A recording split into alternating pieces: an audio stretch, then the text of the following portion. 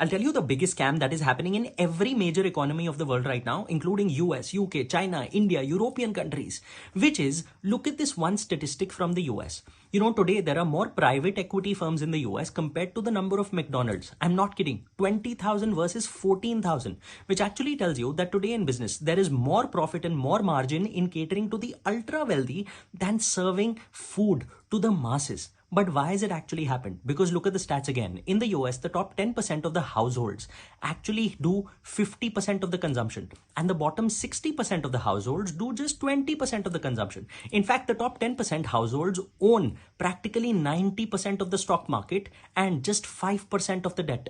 But the bottom 90% of the households have 95% of the debt. So which is why do you think people will not build businesses only to cater to the wealthy? Because look at this another stat. When you look at inflation rising across categories, the fastest inflation is in categories of healthcare, in owning a house, in education, in raising a child.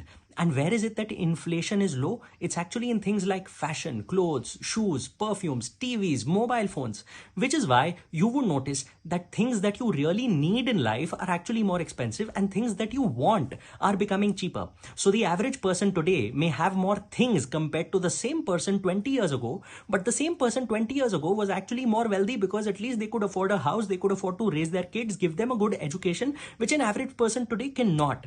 Which is why if you start a business today, well, you have to remember that you have to build a business only to cater to the wealthy and leave building businesses for the masses only for the billionaires and friends of the politicians.